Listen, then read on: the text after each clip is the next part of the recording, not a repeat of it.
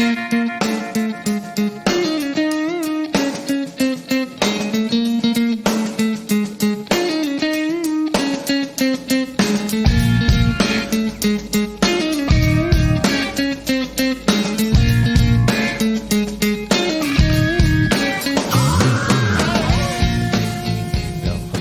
an exceptionally lengthy technical difficulty.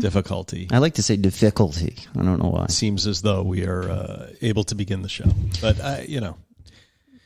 Well, we're running late, but I don't mind because I'm having fun hanging out. Yeah. I'm not for once, I have to say, even though I'm not as prepared for the show as I typically am. No. I'm more I want to just hang out. I'm here. I'm not freaking out. Oh, well, here we are hanging out.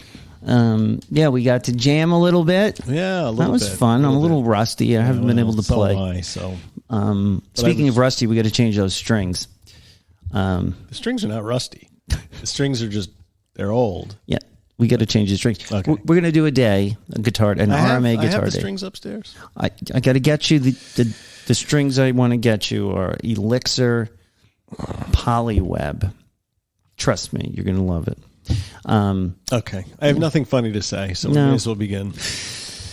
And we're back. Welcome to Recovery in the Middle Ages, the podcast about two middle-aged suburban dads in the pursuit of life, love, and recovery. I'm Natx. I'm Mike. And boy, do we have a show for you. Today on RMA, how you doing? Okay. Compare and despair. You weren't actually asking. How keeping up with the Joneses or the Kardashians can cause depression, anxiety, and relapse. And we tackle a sticky situation with a listener email and wonder whether non-abstinence-based recovery is worth exploring.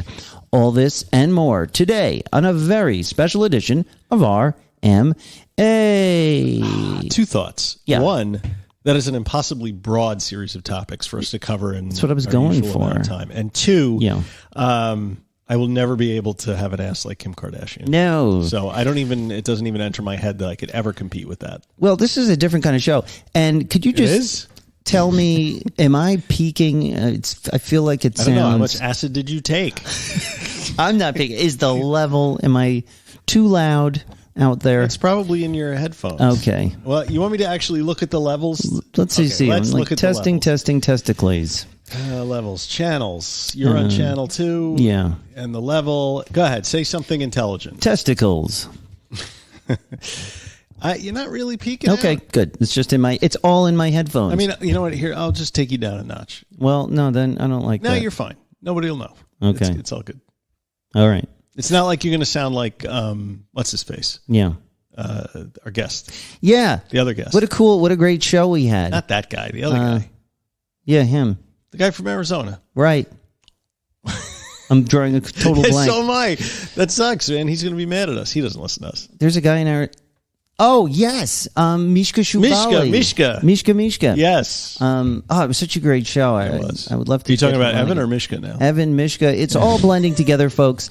And we're just happy to be here. I'm happy to be sitting across the table from Mike. I have such gratitude in my heart for you, Nat. Have an attitude of gratitude. I do. And the rest will saying that. I have this endless lexicon of recovery sayings. It's like another language. Nat, yeah. Do you know what we have to? You know what we have to do? What? We have to thank our Patreon members. Yeah. You know why? Because this is a listener-supported podcast, right? And it's supported by our Patreon members. And if you would like to support our podcast, what are you doing? Oh, I was just going to see if I could see some of the members and read their names. Oh, that's very nice. We've had a lot of new members join recently to the Inner Sanctum. We have. And it's been really cool chopping it up. Today we're going to have a very special Monkster Speak, where we get the thoughts from the Inner Sanctum. And more people are joining. So listen. Yeah. If you guys want to support the podcast, and we're very thankful and appreciative of everybody that supports the podcast, because we couldn't do it without you. Bandwidth costs money, and there are other attendant expenses. If you want to support the podcast, go to patreon.com/recovery in the Middle Ages to learn more, to sign up. If you sign up, Nat will send you the secret codes to access the Discord server, and that's where all the fun stuff happens. Yeah, and I'd just like to read the names of the most recent 3 patrons. Here we go. David G., Kyle, and Tim C. So, and so many more have joined. I can't see all of them from my phone, but thank you so much, guys. It's been really great getting to know you. I'm learning new things every day from the Monksters. I was talking to one of the new guys last night. I was talking about how I have trouble sleeping. Yes, you were both up late. We're up late, and I was just divulging all of my sleep patterns and how unhealthy they are. And he recommended tea, chamomile tea, something so simple that I knew, but until I heard it in the inner sanctum, I didn't try it, and it worked. It worked? It did, and that I told him. Doesn't work. It does. Who had the kava tea? Someone was showing. I was looking. You should not do kava. I didn't even know a drug, you know. Is it really? Yeah. So it's like illegal in some states. Well, now that I know that, kava is in that same gray area as studio. kratom. It's in the same area as kratom. I had to restart that thought because this ancient fucking computer is causing all kinds of problems. Yeah. My disc is too slow, according to the computer. Disc. Yes, I slipped a disc. I just wanted to say something. What? Welcome to all the Monksters listening stateside, around the world, down the street, across the table, and right next door. Welcome all. Settle in, buckle up, and get ready for excitement, comedy, tragedy, intrigue, mystery, and so much more. Where can they find us, Mike? MiddleAgesRecovery.com, Podbean, Spotify, Apple Podcasts, YouTube, and more. Come hang out with us. Get show updates. Meet other Monksters. Get funny memes. The latest news and views on Facebook, Instagram, Twitter, and now on the Inner Sanctum and Patreon.com/Recovery in the Middle Ages. Please join our recovery support and Monkster Hangout Den on the private Facebook group found on our public-facing page under groups. We also have weekly RMA meetings chaired by the lovely G Money Smooth, the lovely and talented, and the great and talented Aaron on alternating weeks or as they deem it necessary. And if you're having trouble finding it, please email mike@middleagesrecovery.com for details. I always feel like I'm selling what's that tape that you can use to seal up something? Flex Seal. Flex Seal. I always feel like I'm selling Flex Seal. We should have Billy Mays if he wasn't dead. He could come back and do He's dead. We should get a pitch man to come on and do some of these. I think I've got it covered though. Okay, yeah. I'm pretty pitchy. Well, you make me do it, and it's very not me. You did it so good last week. I feel like I'm selling used cars. But that's what the fun of it. I'm not this hammy. I like it. Great reviews will be read on the air.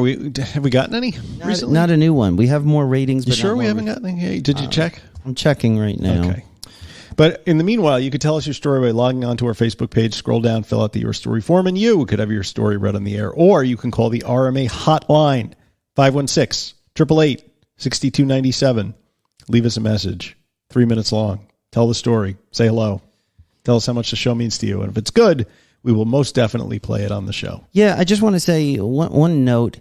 I'm having trouble with our new website design. So the Your Story form, if you submit it on Tell Us Your Story form, it may be lost somewhere. Fuck it, just email it to me. Yeah, email Mike at middleagesrecovery.com. So do that because we love to read your stories. We'd love to hear from you. No new reviews? No. No. Nothing. Come on, guys. How many of you listen to this show every week? 3,000? 4,000, 50,000 people. Don't tell everyone how many listeners we have. And only, how many reviews do we have? We have 115 ratings. No. Reviews. Oh, people have taken the time out to write a nice sentence about us. It's like, I don't know, 20 or something. Oh, yeah, it's not a lot. Guys, you disgust me.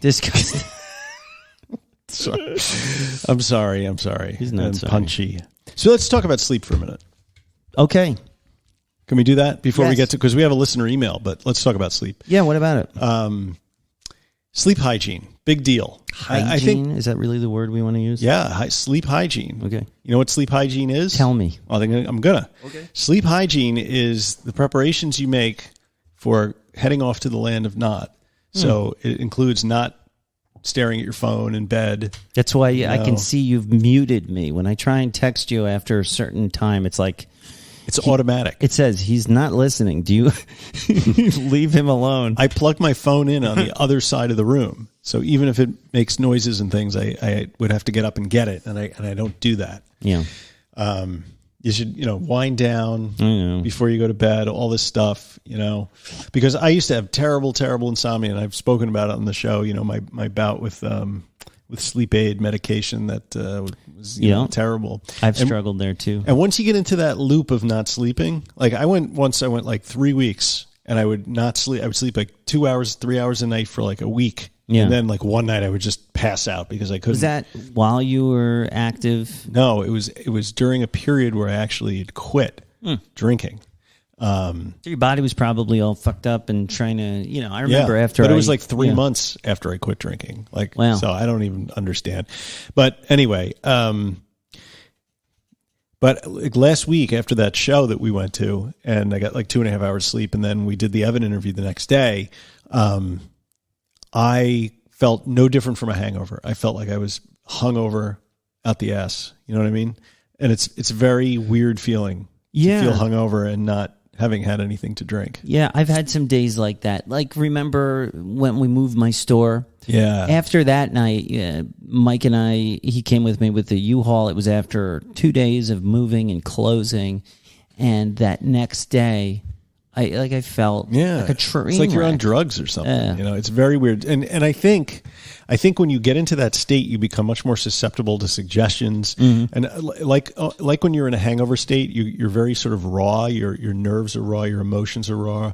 So I think you have to be very careful during the hangover period, not to immediately go running for the medicine cabinet to look for something to feel better, like some NyQuil or something that could potentially set you off on a spiral of something. Yeah, I've been pretty good with that. I mean, I used to be very bad because of my sleep cycle is just not good. I've never, and partially when I was talking, I think to David on the Inner Sanctum about sleep, I always, this is one of the things that I would self-medicate. Mm-hmm, I couldn't sleep, so I'd be like, I'd have a drink and maybe I would think it helped me sleep. Mm-hmm. And then I would think I needed it. Or if I was popping Xanax or something, or if, I would get used to that, or even NyQuil, or, there was a time where I was taking Tylenol PM every single night, but a lot of it, like, you build up a tolerance like anything else. And if you could just develop healthy sleep habits, it would go such a long way, because your next day you feel energized. Mm-hmm. You're not drinking. And that's the other thing, coffee. Mm-hmm. I'm overusing caffeine lately. Are you? Yeah. Do you drink any coffee after noon? Yes. Really? I didn't used to until this job, because I have to be on all day. There's no like letdown period. So I have to be on it. Yeah. And then I rely, but maybe if I taught myself how to work with my natural body, situation, instead of, introducing caffeine and stuff, maybe I could learn to keep up with it without it. But I don't know. I think part of it is just the nature of work in America. We hustle. We feel like we have to hustle because we have this weird Protestant work ethic. Like Protestant?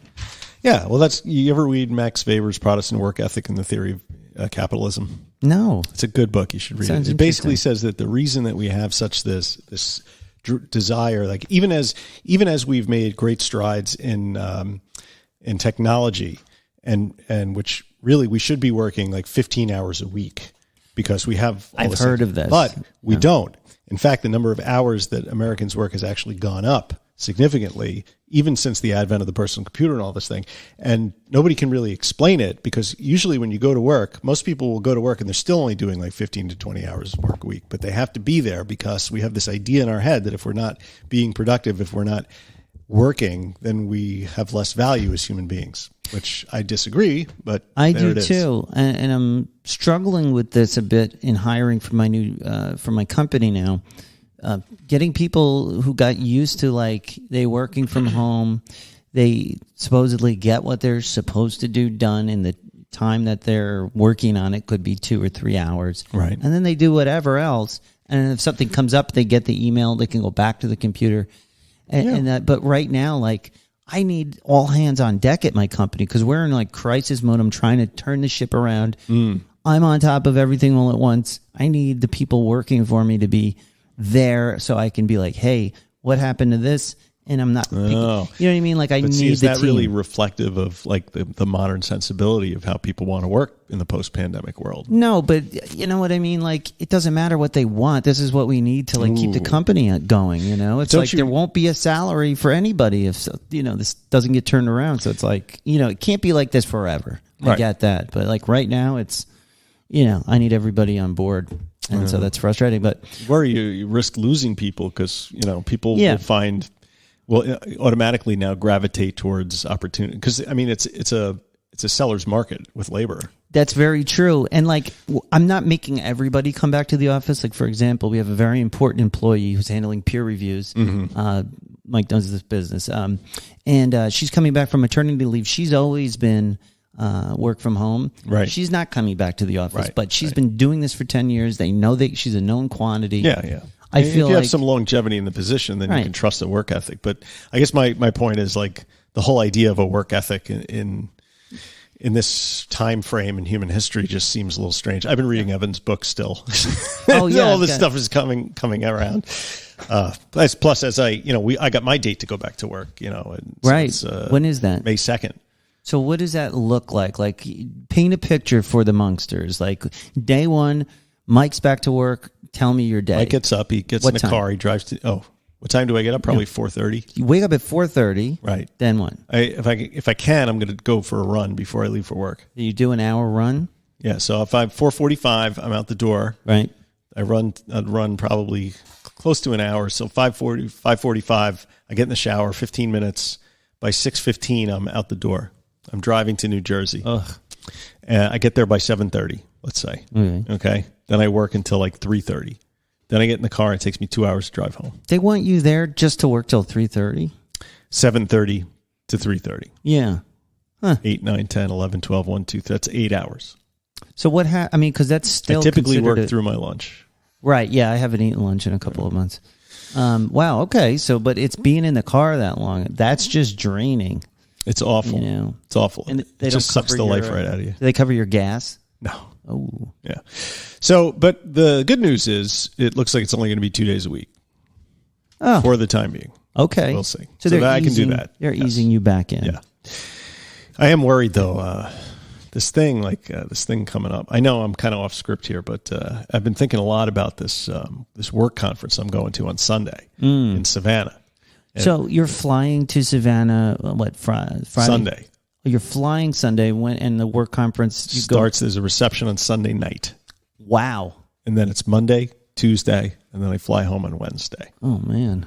But I'm already on tender hooks, if I could use that expression. Okay. About the volume of boozing that's going to be at this event. I'm not necessarily worried that I'm going to be tempted to drink. I just don't want to spend that much time around people who are drinking. It's just so there's a reception on Sunday night, and okay, fine. They usually have good food at that. So, and it's not a big one because the conference starts the next morning, so everybody can't really be in too bad a state of disrepair, right? Right. Monday, there's another big party after the day's conference. Do you right? let me just ask you this. to. But the work part of it definitely you have to go to, which is conferences. I have to go to my business is so much networking. Yeah. So that's a big part of it. And then I find out on Tuesday, I have to take a bunch of people out to dinner. Like on the corporate card? Boom. Right, exactly. So I have my little group. I have my reservation. I'm going to go do that. Since I'm the one who's in control of buying the booze at the table, I'm not really worried about that either. But then they just emailed out of the blue that they slotted in another happy hour on Tuesday in between when the conference ends and when we take people out to dinner. I'm like, how many opportunities for drinking are you going to put in front of people in 3 days? It's so annoying to me that I have to sit through that and I used to love this shit. I used to really look forward to boozing it up at these and talking to people. I mean, I know I've known these people for 13 years, but now I'm just dreading the whole thing. Do they know you don't drink yet? No, nobody knows. My advice would be the second it comes up and someone's like, do you want to, all you say is, I don't drink. Yeah. Period. I quit during at the beginning of the pandemic and I felt so good I never went back and I'm just going to run with that. I quit, but what can I get for you to drink? Yeah, exactly. I'm just not worried. I'm not looking forward to it. I used to look forward to these things, and now I'm just sort of dreading them. In a way, it puts you in a position of power because power. You're getting them a little sauced, and you're kind of controlling the narrative. That's great. I like that. As a control freak, I enjoy controlling the narrative. Yeah, I mean, and so you're nervous about this. You don't want to do it. I'm not nervous about it. I would rather not go. Yeah, and that's not an option. Yeah, it's like slowly as pandemic is, waning. I know Trump said it would magically go away in 2 weeks, but it's 2 years. He's just off by a decimal point.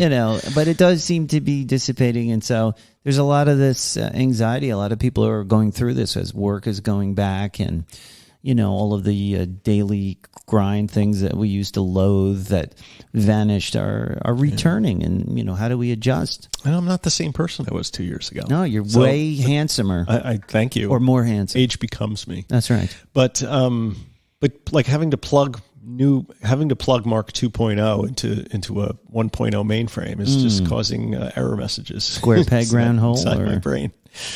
You know. That's interesting. It's interesting you bring up a work thing. So for my company, the owner, he's now, like I've said, is like way too aware. In fact, he knows about my podcast because I have to say, he doesn't listen to it or anything, but since it's a constant communication, when I'm going this way, I'm like, I'm going into the studio. I won't be available till 8:30. Right. And he knows it's about recovery, and he knows pretty much my story, which is disconcerting and but also very comforting because he's very accepting, and it says a lot about him. So he wants to, because we got through, like I showed up and we got through this really difficult time, and the company is turned around and is in a positive direction. We have new employees now that I hired, and everybody is kind of like, it's a really positive space right now. And he wants to take us all out to dinner, on April 5th. And when we were discussing the party or the dinner, he came out and said, I think we should have no alcohol out of respect for Nat. Isn't that interesting? It's interesting. I don't know how I would feel about that if I were you. Well, I'm actually okay with it. Yeah. I said, well, because he has ulterior motives. He also said very quickly, it'll be much cheaper. Yes. He was quick to say that.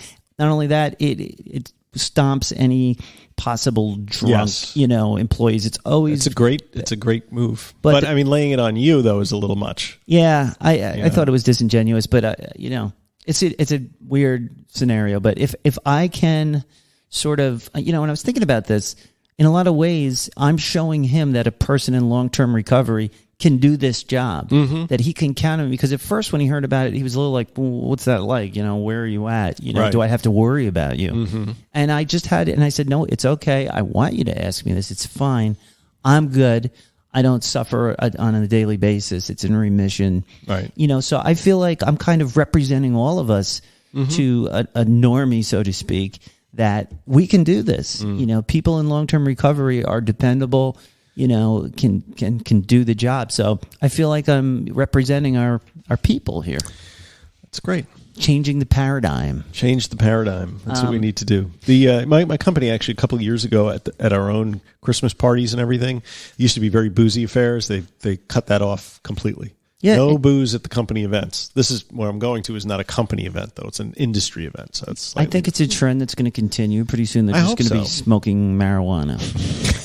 Just bong rips. Do you want to read this listener email? Yes, I do.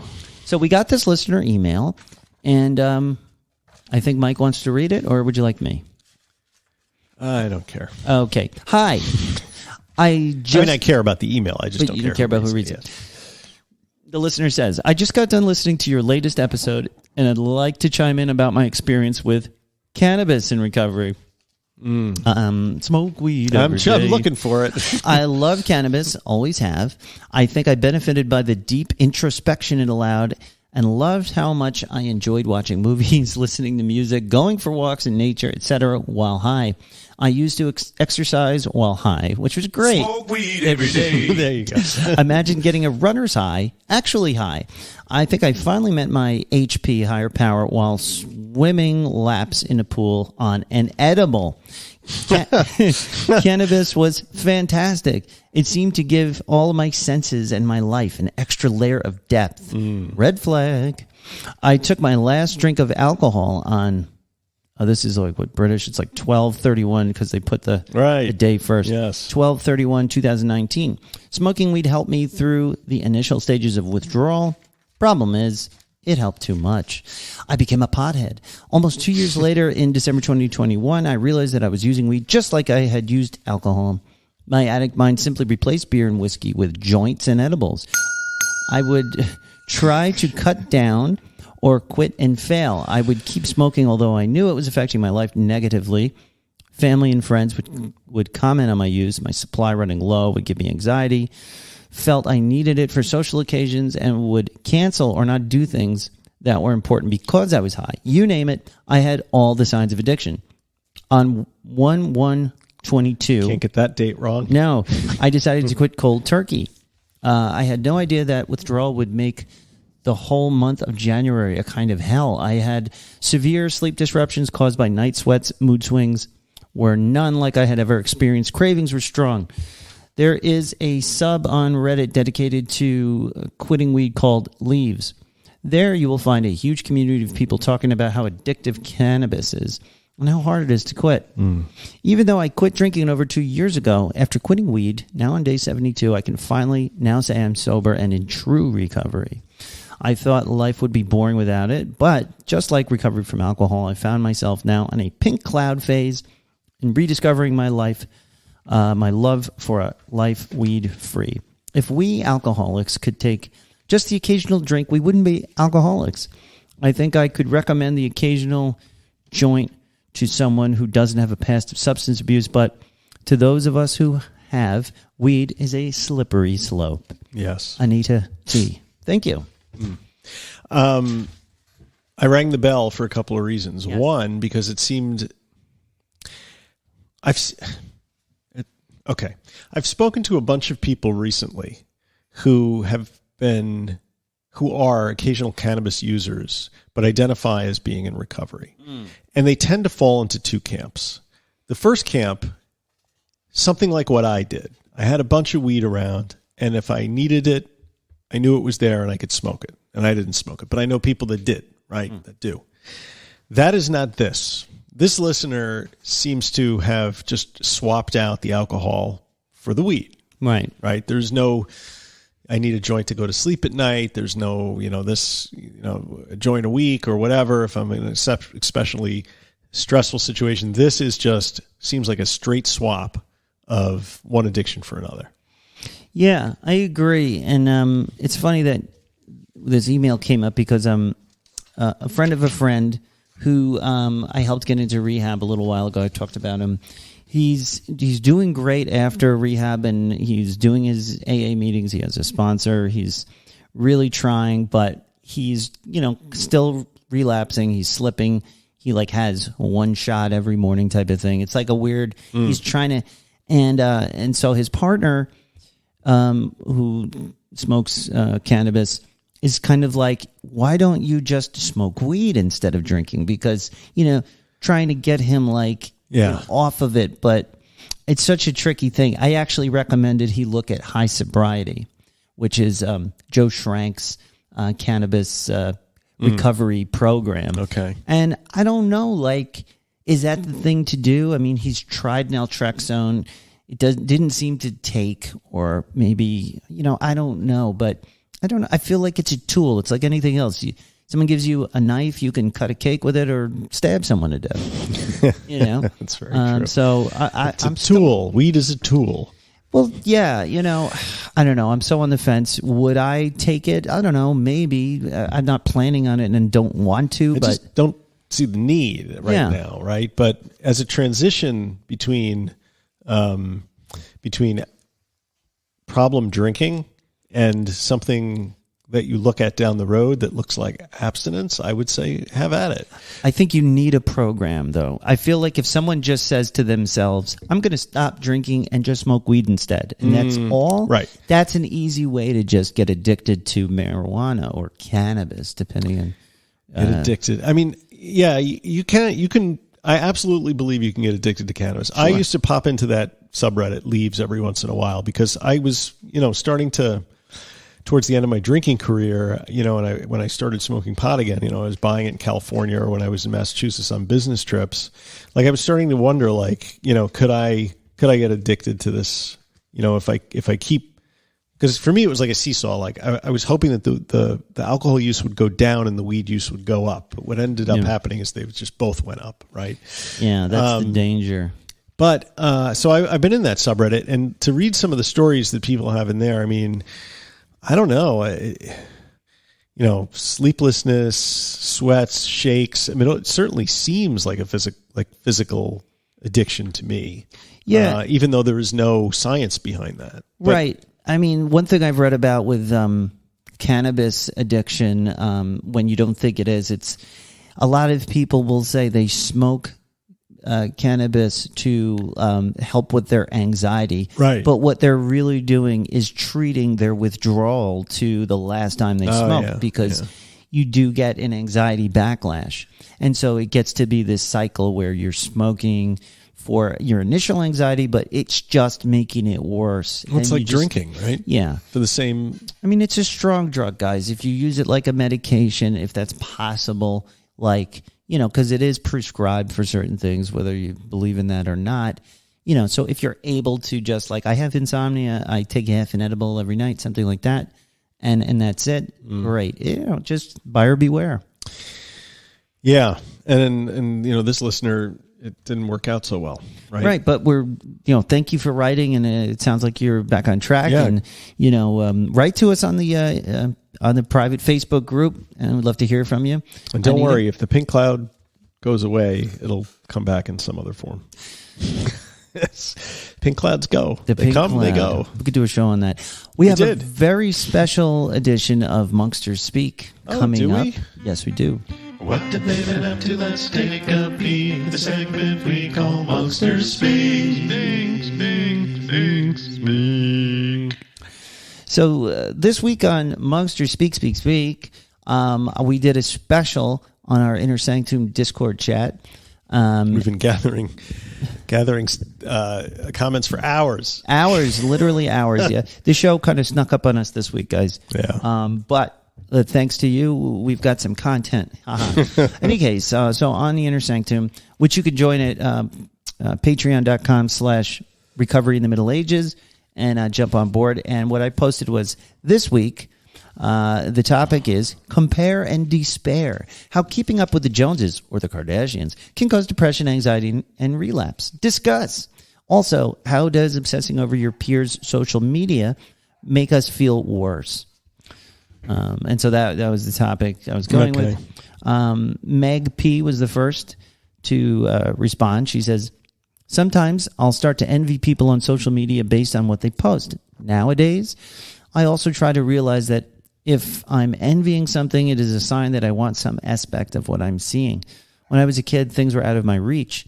I try to remember that now that I'm an adult, I can listen to that desire and try to make some of those things happen. It is kind of using that IFS perspective we talked about on the Inner Sanctum last week. Maybe, Mike, you can clarify that.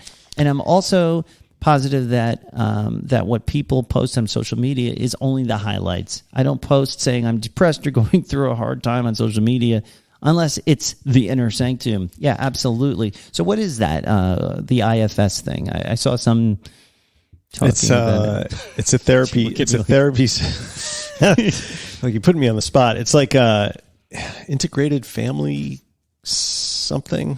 It's like a treatment thing. It's a therapy modality that allows you, that posits that there is addiction is a sort of a helpful deity or ghost or demon that protects you, your inner child, from being... is this what Evan was talking about? Sort of, yeah. Except Evan's was you had to defeat the demon, but in IFS you make friends with it.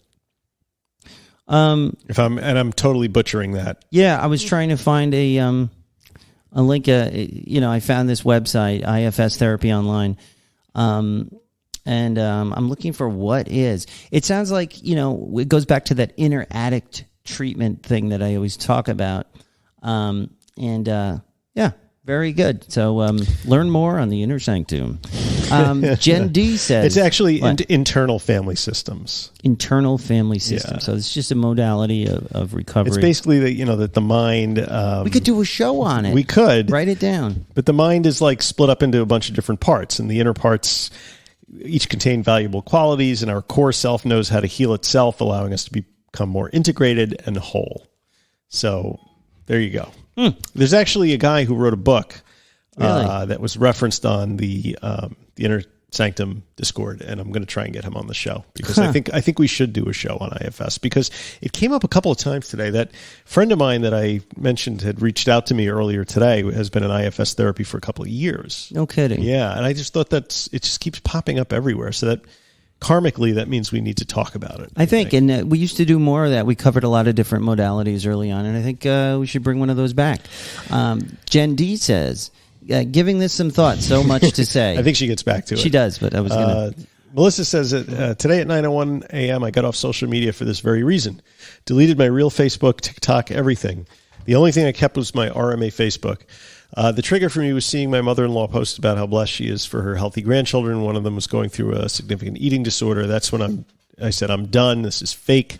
Studies have shown that social media not only has a correlation with depression and anxiety, but actually causes it. No thanks, I'm out, although I do reactivate my Facebook sometimes to make sure nobody died. Yes. Morbid?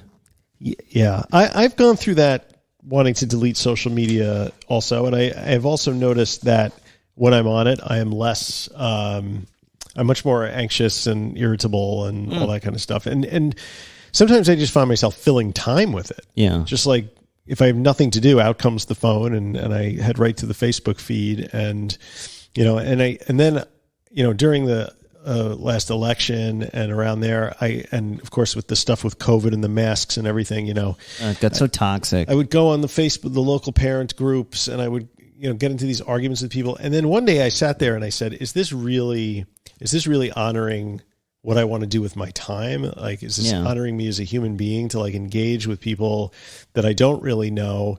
All it's doing is putting all this negative energy out into the world and receiving it back. Yeah. And to what end? No one's going to change their mind because of if I make a particularly insightful point on Facebook, the person I'm arguing with is not going to be like, gee, he's right.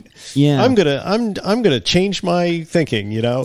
It just doesn't. So what is the point? It's intellectual. It's quasi intellectual masturbation is what it is. It's true. I have another view. Of course, me being the perpetual optimist. Okay. The thing I used social media for, the thing I miss about it, because I just simply haven't had the time I used to, but I rushed back to Facebook because one of the things I did to fill my time was, for one thing, we have the RMA, Facebook group, and I loved just supporting. I love chopping it up. I love chopping it up, but I also go in other addiction-related groups. But I like to be the guy that says, "Great job." Yes. Giving someone a little heart. I try and put the love out there, but it is hard not to look at your what everyone else is doing and hunt down people you used to buy drugs from and things like that. Well, it's easy to get drawn into the drama, but like any other technological tool that's out there, are you? I'm just trying. Are you vaping and then blowing the smoke into your shirt? I'm trying not to make a cloud. Do you want me to get you a cardboard tube? It's called a spoof. Is that what it is? Yeah. We can stuff a dryer sheet in the end. I'm trying to be respectful I'm trying to honor your space. You feel free to vape. Dimitri vaped in his room for 4 years. It's fine. But so there is a good use for social media, of course. Discord is technically social media, but it's like a silo. It's private. Yeah. But on balance, is it a good thing, or is it not a good thing? Maybe it's just a thing. There is no good or bad. Thinking makes it so. I don't know if I agree with that. Well, you're a Buddhist. You're supposed to agree with that. I don't know. I think you have to look at the development of social media alongside the development of human consciousness. Ooh. And you have to say, how is Facebook like the way humans communicated 20,000 years ago when we were, just starting to organize ourselves in groups around agriculture and so on, because humans we create these systems, but the systems in theory are reflective of our internal workings, right? Yeah. So we created Facebook for a reason. And the things that are going on Facebook right now, like cancel culture, like shunning people who don't acquiesce to a certain standard or set of standards or beliefs. Like, is there a mirror of that in our past, for example? Like, and so gathering together in groups as human beings, the power to shun and to expel someone was one of the most severe punishments that you could impose on somebody, because if you didn't have the security of the group and you were thrown out of the group, you would just die. Now we have created this technology that allows multiple groups of people to focus all of their ire on one person or another person and effectively shun them and excise them from the group. Yeah. You can block, anytime, someone's out of line, they get blocked. I'm thinking more like you publicly shame or humiliate someone, and then they are effectively ostracized. Like, they may lose their ability to make a living. And this is sort of a parallel in human culture from when we were able to kick somebody out of the collective. Not to get old Borg-like, but, kick somebody out of the group and have them banished, for example.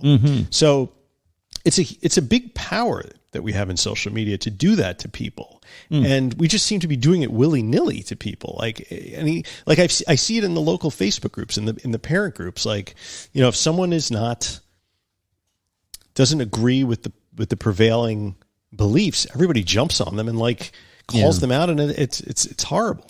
So I get your optimism, and I see how this could be used as a tool for good. Well, I feel like it's just not. Don't you feel like we do, right? Because we are enlightened sages. Yeah, well, yeah, definitely. And I'm starting to realize how much I am not missing by not engaged. Because I used to be on the parents' page; it was part of my business. When I owned the sports store. But as a community leader, and I would say you were a community leader. Formally. Well, I mean, when you had your store in town, you were obviously more plugged into the immediate downtown community, and people respect. I mean, they still respect you, but they respected you. They respected you because of the position you held in there. So you could have influenced people, but you also didn't want to piss anybody off because you want these people to come into your store. So did you ever feel like you were tempering the way you would relate to people on social media because you were afraid of saying the wrong thing? 100%. Right. I was always being diplomatic, even more than usual. So is that what kind of communication is that? Is that like real communication? I would call it I would call it, kind of just salesmanship. Yeah. So I guess, is that valuable to anyone out there, or am I just trying to get people to shop at my store, Well, I don't know. And I guess that's kind of my point. That there are large swaths of social media where, and it's like Melissa said, like, people aren't really saying what's in their hearts, or, 9 times out of 10, they're just creating this, whitewashed, beautiful vision of the life they lead. I mean, nobody post pictures of themselves when they just roll out of bed in the morning and when the kids throw applesauce on your shirt. And I mean, like, that's, nobody puts that up. And that's important to remember because, sometimes my wife will, because she does quite a bit of social media-ing. And, she'll be scrolling through and then she'll be like, oh, look at what they did. They went on this vacation and, oh, look, they did this or they did that. And, it is fake. It's not, and it's important to remember that what we see on Facebook is not reality.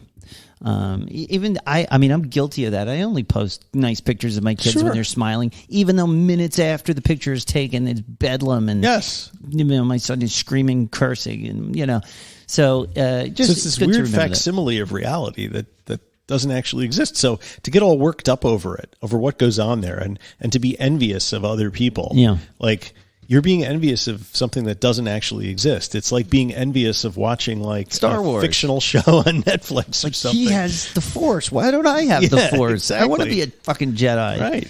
I don't know. So sorry, I just went off on a total rant, but that's what I'm hoping for. The next post on the Inner Sanctum is from what I'm calling Headmaster of the Inner Sanctum, Alan B. The wizened one. He says, and you'll see what I mean. He's wizened. Yes. He's the wise sage. He says, never keep up with the Joneses. Drag them down to your level. It's cheaper. And he quoted Quentin Crisp. So thank you. I like that. Alan B., the wizened one. Rob, is it wizened? No, I think it's wizened. Is it? I mean, I've been pronouncing this wrong all these years. I don't know. Can somebody out there write to us at mike@middleagesrecovery.com and tell us, is it wizened or is it wizened? Rob from the UK says, all I'll say is that if I'm in the zone of negative self-talk, social media makes it much worse. That's sort of like... That's exactly what I was saying. Right. If you're taking acid and you're in a bad mood already, it's a bad trip. Exactly. Or smoking That's weed. right. You want to read Jen D's? She came back. Jen D has thought about it and then said, apparently, sometimes it's true that with age comes wisdom. I used to feel very anxious and self-conscious attending social and or business functions. There was definitely an atmosphere of keeping up with the Joneses. I'm going to stop there for a second and say, that's another place that's completely unreal. When you're hanging out at these business events and everybody's talking about their lives, most of it is bullshit. Yeah. Is there any reality? Does reality exist, or is it just we spin different webs of reality depending on where we are and what place? Anyway, for some stupid reason, I thought drinking before going into these situations would make it easier. Now I realize that everyone feels that way sometimes. At this point in my life, I don't care what others think of me, and I don't feel like I have to pretend in order for someone to like me. Yes, but it took me until I was like 50 years old before I realized that. What you see is what you get. Take it or leave it. As far as social media, I've learned that you're not seeing the full picture, only what people want others to see. Again, take what you like and ignore the rest. I just snooze people that get on my nerves. Yes, I have snoozed people as well that have gotten on my nerves. But you know, when you're creating so many different realities, you know, one set of reality for social media, another that you live in your house, and another for your work people, like, isn't it easy to get lost? Yeah, and I used to do that a lot more in my life. And I feel like as I've gotten further in my recovery and I've matured and I'm more confident with who I am, I've really narrowed the scope of my personality output, you know? Integration. Right. You're integrating all that stuff and you're becoming like what you see is what you get. Right. Right? Because I'm confident. It's hard, though. Self-actualization is what that's called, I think. I am struggling a little bit. Like I put on my, my work personality, and when I come home, sometimes it's hard for me to soften up and not be Mr. Director to my family. Yes. And be humbled and remember that I've got to do the dishes. Mm-hmm. I've got to, wipe my son's ass. I've got to change the cat box. All of that. Wipe your cat's ass? Wipe my cat's ass. That's kind of like what some of this trepidation that I'm feeling about going to this thing on the weekend is because I feel like I'm way more integrated than I used to be. Like, and like I don't like the idea of taking on roles that I don't feel comfortable playing anymore. Right, but you're confident on who Mike is today. Yeah. And you're going to put it out there and fuck them if they can't take it, but they will. They'll like it. They'll like who you are, just like everybody does out there.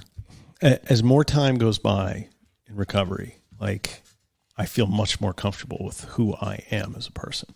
Yeah. I did not feel that way in the beginning. Me too. It was a lot of uncertainty. Yeah. Right. I didn't even know who I was. Right. And now I feel like I've got a spine. I've got a clear idea of what I want and who I want to be. It's really fucking amazing. And it's not just because you stopped drinking, right? No. That was only the first beginning. part. So out there, if you feel like, man, if I could just stop drinking, all of this, will come to me. Really, that's just step one. Not 12 steps, but the first thing we do. And then it's all that other work, all the discussions, all of the meditating, the running, the changing your life, doing things differently, fixing your relationships and all that. It really is amazing. We're like every year something changes, like it gets deeper. Yeah. You become more self-actualized. The further you get, the less likely we are to throw that away. I rarely stop to think about it in any depth, but it's been on my mind lately that the reason that I've been experiencing so much like discordant feelings about this upcoming thing is because I would assume a certain personality at these things. You're afraid to be dragged back into the old. I don't think that can happen. Yeah. I don't. Yeah. But you won't. And you're going to feel great. You're going to get there. You're going to be Mike 2.0. Yeah. Mike 2.0. It's going to be great. You're going to do better than you ever did. Anyway, David now. AKA David. He says, I've realized over the years that trying to keep up with the Joneses can carry a lot of pressure. Self-acceptance, for the most part, comes with age. So I try my best to focus on myself. A lot of, or the majority of my drinking was to help alleviate the anxiety of wanting to be accepted from my family and friends, coworkers, etc. Yeah. I've also come to realize that what you see in social media isn't always what is true, and that if I get frustrated and have some kind of feelings over the grass being greener on the other side of the fence, I stop and tell myself, well, maybe you should start watering your own grass. Watering your own grass. Before you point out the speck in your brother's eye, remove that big plank from your own. Jesus. Yeah, that's right. Liz B. That was Jesus? Yeah, it was Jesus. Yeah, okay. Liz B., the queen of the Monksters. I'm calling her the queen. Did you ever find out what happened to her mug? Yeah, she accidentally selected do not mail me benefits in her membership. Yeah, it was just, she must have just said, don't mail me anything. Didn't realize that Monksters get a beautiful mug. Did we fix that? She's got to do it from her end, so I sent it to her, and she's going to. All right. So, sorry, Liz. We tried to troubleshoot that. Well, Nat did anyway. So Queen Liz says, Queen Elizabeth says, hey, that's good. It works. Hi, guys. I never used Facebook unless it was to sell a grill or something. And the Facebook marketplace is just crazy. When I got into RMA, I started using it only for that. I guess it's age. I don't long for things anymore, but I do have a really nice lifestyle, I guess. What I envy is people sharing life together with a partner, you know. Thank you, Liz. And that's another thing. You know, like my sister-in-law, for example, she's single. She's 47, I think, never married. And it's coming up a lot in get-togethers with her that, you know, she's on Facebook. She sees all people her age with children. And, you know, and instead of looking at how much she's progressed in her own life and the good things that are going on, it's spending time looking at what you don't have, the road not traveled. And that's unhealthy, you know, and really she's got a good life and it could be very grateful for it. So that can really affect us. And, you know, it seems though that everybody realizes that what they're looking at on social media is fiction. And yet, why are we still so wrapped up in it? I'm getting water. Did Noah hand in his project today? We've been working on projects. Yeah, so some of you guys have seen, we've got a 6th grade social studies project for the kids. And Mike sent me a picture of what he was doing with his son. And it looks like, you know, NBC Rainbow Studios. He's got a full costume. They built this beautiful model of the pyramids. And it just basically created fear and anxiety in my wife's in mine. Like, we were like, oh my gosh, like, what's Ben? Look what Ben's doing. Your wife texted Erin like 2 seconds after I sent that photo. She's like, what the fuck? So we immediately got to work on Noah's because we realized that, you know, maybe we weren't taking this seriously enough. So what was the subject of Ben's project? The pyramids, not just the ancient, just how they were built and all that kind of thing. Well, my son, being my son, right, chose ancient aliens. Yeah. And so the alien question on ancient civilization. So he did put a pyramid, which was not as beautiful as yours. And see, I'm doing the compare and despair, you see, and a couple of other things. And then, you know, we put up a green screen and he had to film himself presenting it. But where Noah made up for his lack of preparation is he's really good at video editing. Yeah. And so he did this very nice presentation. It's a much smaller production as far as like what he built. And he was able to fly in as really cool background. That's you know, awesome. He's talking about, you know, and of course he's not reading a script because Noah would never do that. Anytime I've told him, I'm like, will you do an outline for the show? And he goes, no, I'm just going to run with it. I'm like, all right. So he did a pretty good job. And then as he's talking about different things, he made it pop up like he's a newscaster that's next great. to him. I got to show you this video. Yeah, I assume he uploaded it to Flipgrid. Yeah, so it's on I'll take Flipgrid. a look at it. But like, I didn't do anything with the video editing. He literally just took it, did it on his phone, and uploaded himself. He's like, done. I'm like, how good could this be? And I'm like, holy crap. And he said it went really well.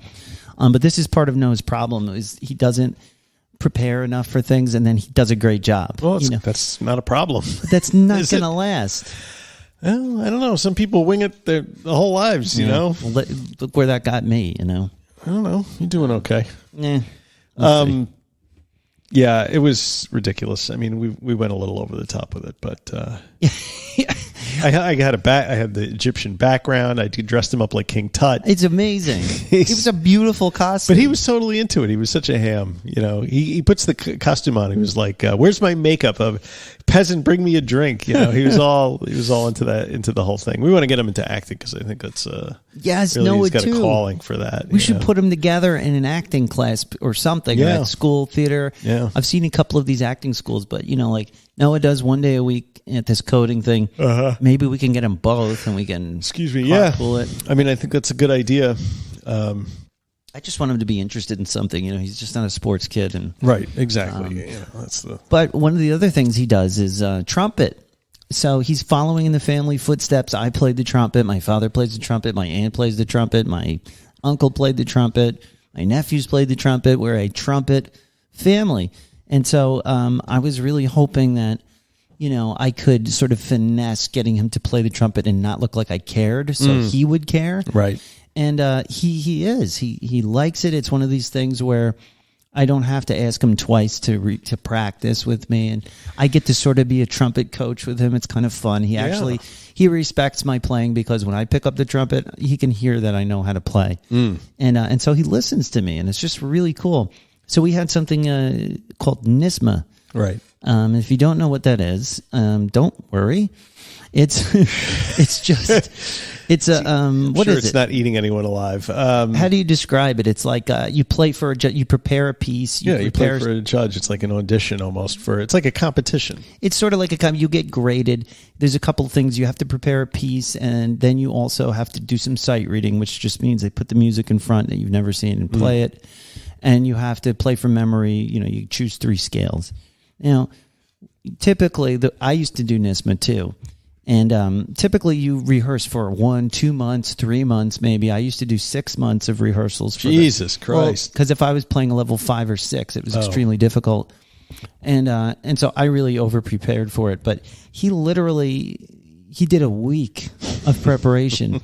And this was his first NISMA. And that's kind of on me. We decided to do it late. I thought if I have 2 or 3 weeks with him, he's pretty good. He can pick it up. Well, finally we got to it the week before. And he pulled off a 20 out of 28. Super. Well, yeah, it's okay. The reason, I mean, I used to get 27, 28. Okay. So he could have had an outstanding, but I was just so glad that he did it. And I know it was hard because, you know, he played the piece great, you know, but the sight reading, we didn't get a chance to practice sight reading. We didn't get a chance to memorize the scales he needed, so he got marked off. But it was a really cool experience. It was a real great. It was bonding. I've been doing a lot more bonding with my kids. Bonding is good.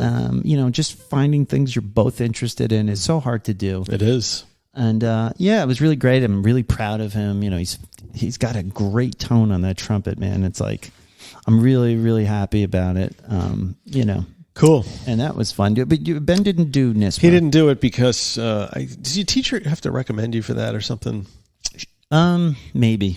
Because she said something like, Ben, I mean, you're a good enough sax player, but you don't practice, so I can't. Yeah. And I was like, well, fair enough. Well, no kids practice enough at that age. You know? Ben doesn't practice at all. You know, it amazes me that he can get up there and actually play the pieces, but he can, and he can sight read. And no kidding. Yeah. So it's like a talent. Like Noah, I've got him, you know, they play at school. And when we did NISMA, I really pushed, you know, we did it like every day that week. But on a regular basis, if he just, and the teachers are always like, please practice, because no kids practice enough. So, you know, it's fun, you know, get some practice in, but it's a little stressful. Yeah. Well, good for him. I mean, maybe you could do it in 7th grade too. Yeah, you could do it all throughout high school, and it looks. Is he going to play again next year, trumpet? Oh yeah, Yeah. I mean, he's going as far as he can go with this. Ben is too, but he doesn't know it yet. Yeah.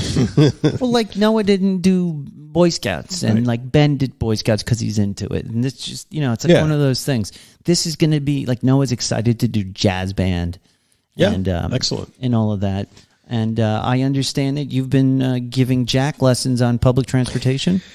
Yes, well, Jack goes to a school that's a few towns over, and there's no late bus for clubs after school, so he has to take the train, but he was feeling a little trepidation about finding his way through Mineola to get to the train station, which is under construction, and finding the track. So I took the train there today and met him after school, and we did walk back there together. But he made me walk like 3 steps in front of him because he was embarrassed that if his friends saw his dad walking him to the train station, they would think he was like, It's funny because that train station, I used to take the train from our town because I didn't have a driver's license. Right. And probation, the probation office is walking distance from that train. Near that bar called Rehab. Rehab, right? I think it's or the recovery room. Yeah. And it's a great location for where I was at because you go north.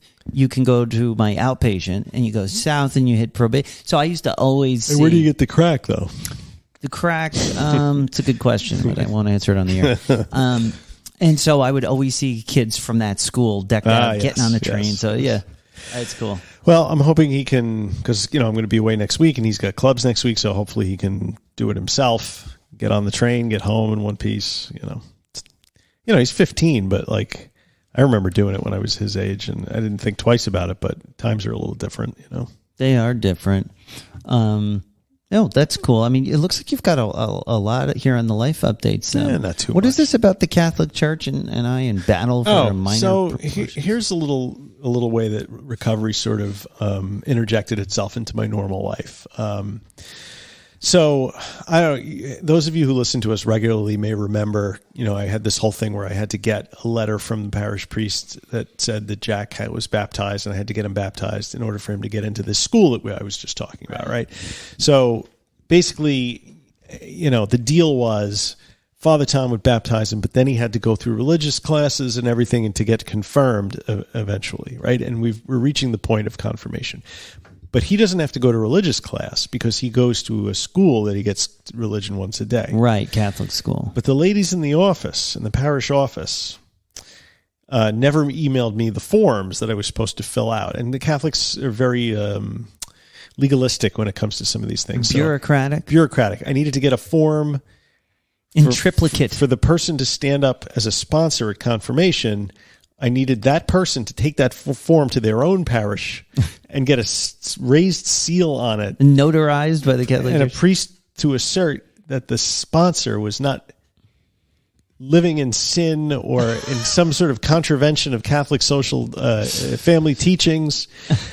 So anyway, they don't send me the forms. And then last week, they're like, where are the forms? And I was like, you didn't send them to me. And then I was like, oh, my bad. You sent them 2 days ago when you reminded everybody else. Okay. 2 days after that, they email me and say, you've been repeatedly sent them forms and you've refused to return them. And I'm like, so I sit there and I'm all pissed off because I'm like, these people, I'll just go become an Episcopalian. I don't need this shit. Join my church. We got plenty of seats. And, so I write out this nasty gram, and then I nasty gram. Yes, and then I stopped, and I sat with it for a little while, and I said, now, what is this?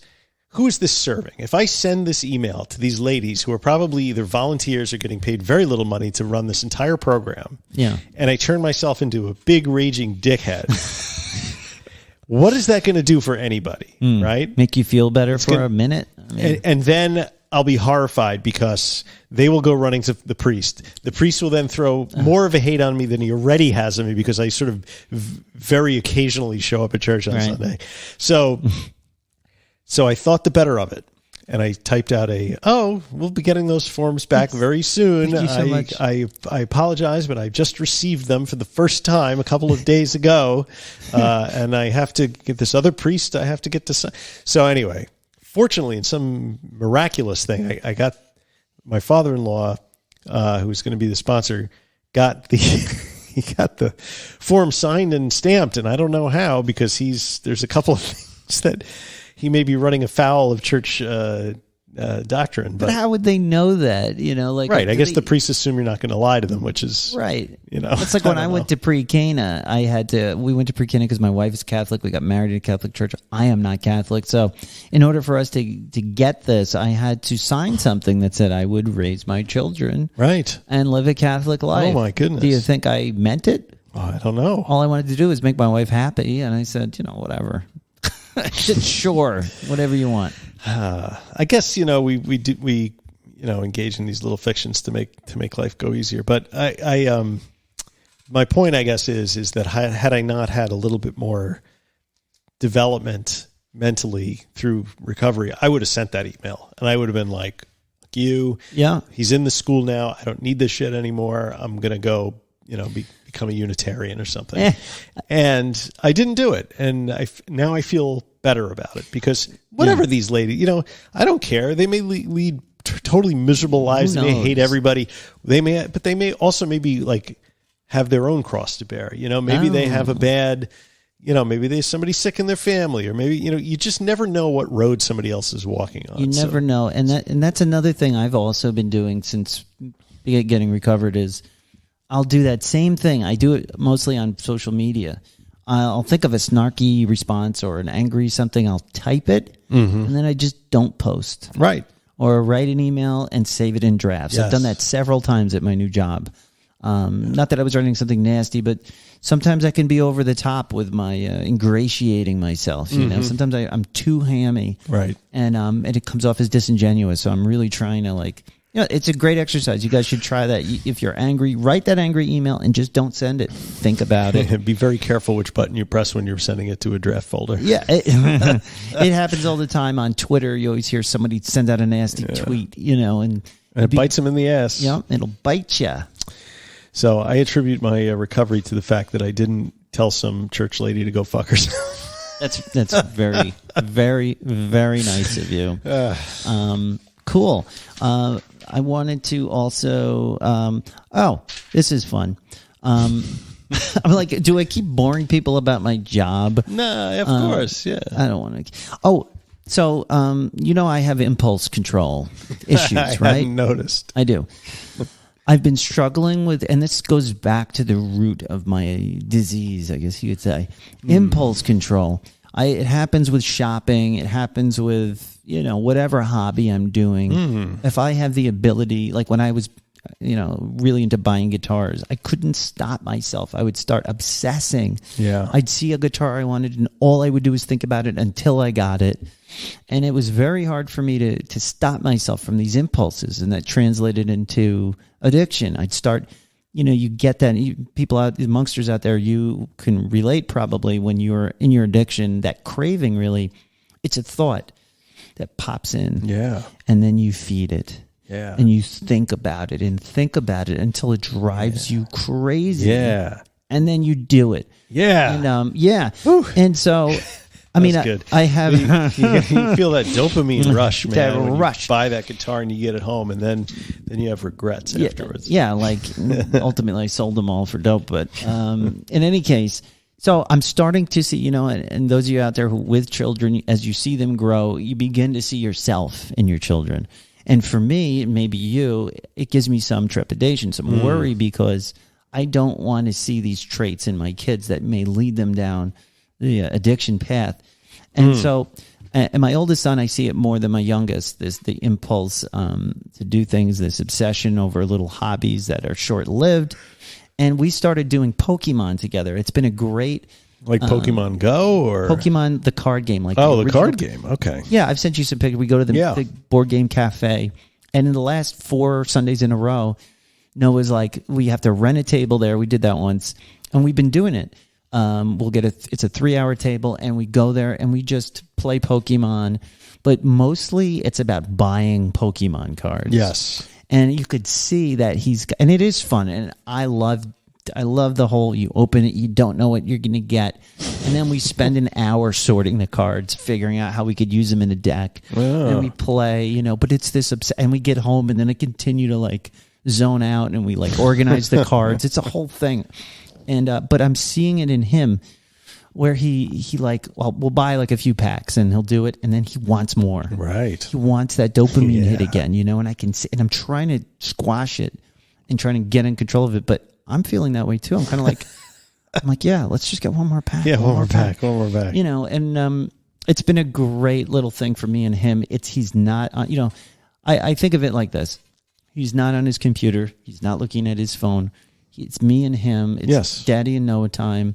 But I do get nervous about he's got the same trait as me. You can tell, you know, like he obsessed over getting a Nintendo Switch OLED, which is the new one. Right. He already has a Nintendo Switch. Mm-hmm. The only reason he wants is because he saw a pretty commercial. Right. His friends are talking, but there's no reason for me to buy this for him. It's also too expensive. Yes. And so I worry, you know, I don't know. Did you buy it for him? No, I didn't.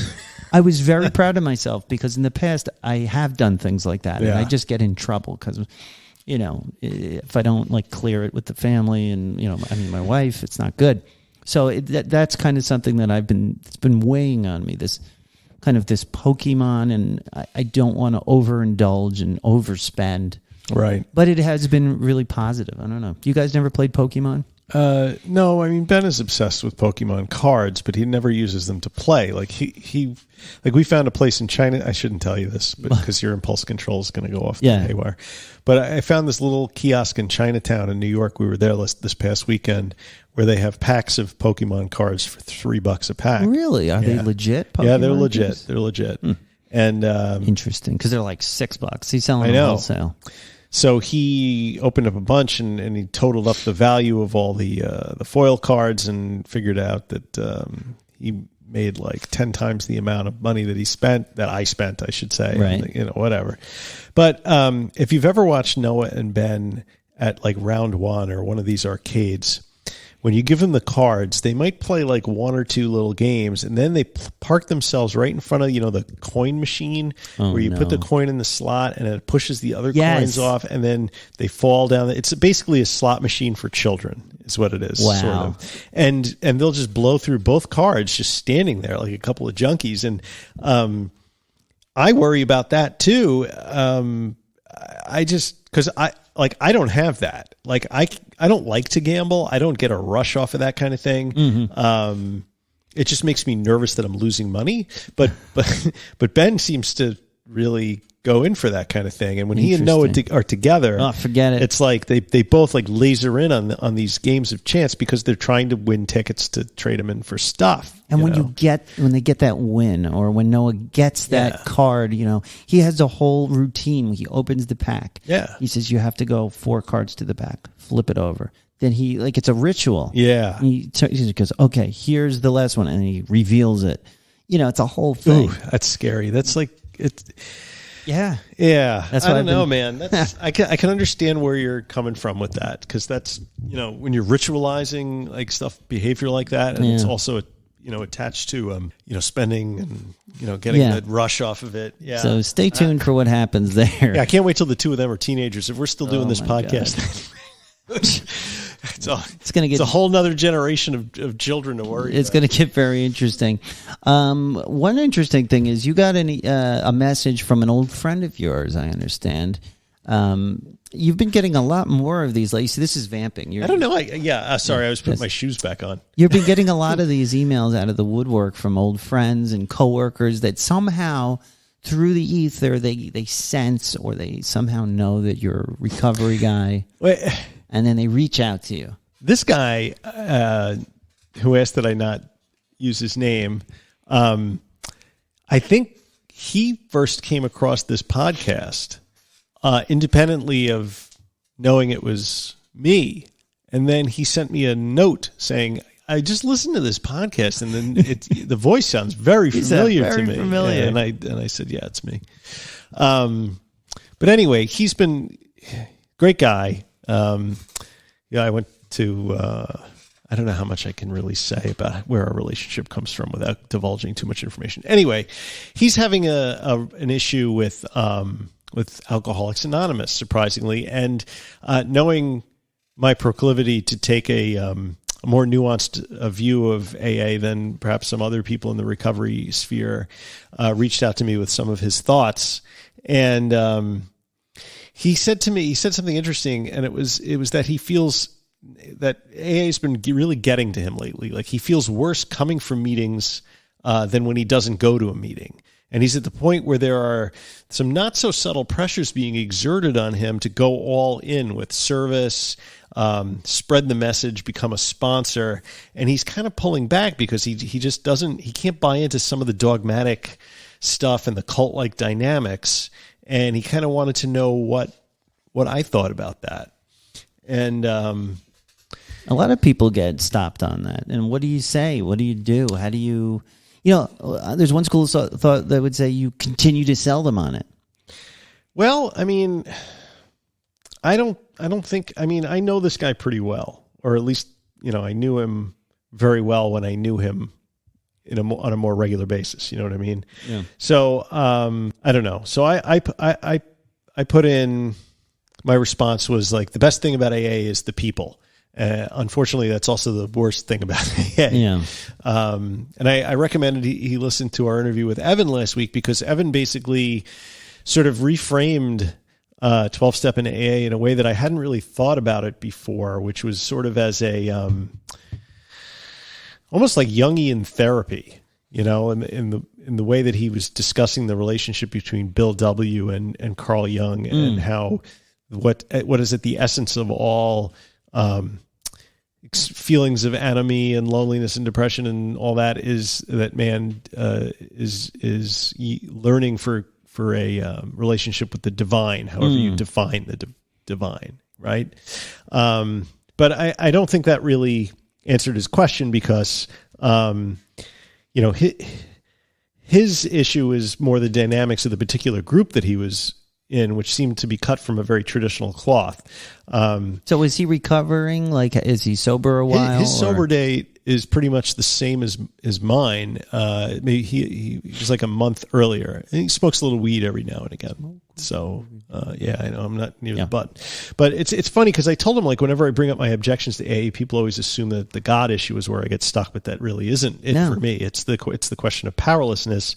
I mean, I don't believe I need to turn my will over to anybody else or to a group. I mean, spirituality is a big part of my personal program, but it isn't AA spirituality. Right. I mean, I don't believe in checking my brain at the door. I don't believe doing what I'm told. I don't believe... Your best thinking got you in this position. I don't believe that. They always say that. So I'm hopeless for AA, right? I mean, we agree on this. But he's like... They're all telling him that if he leaves AA, he's just going to go out and drink. And I said, AA is very good at mind fucking you into believing that without AA, you're doomed to drink again. And that all ties in with the powerlessness, because that's why admitting you're powerless is so destructive, because if you're powerless, then of course you'll drink again without AA.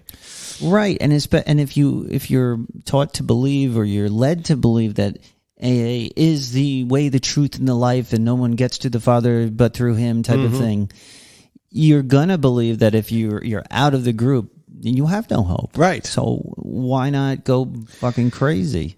I mean, I believe there's all different ways up the mountain. I don't believe that Jesus is the one true Savior. I think, you can you can worship Krishna or Jesus or whatever you want, Muhammad. It doesn't matter. I mean, at the essence, all paths are valid. I'm going to tell your priest you said that. It's okay. I'm on his shit list anyway. I mean, so what did you say to him? I said, well, I told him my theory of addiction, that it's a maladaptive coping mechanism for trauma, anxiety, and depression, and that making a searching and fearless moral inventory will not heal trauma, and it won't get rid of depression and anxiety.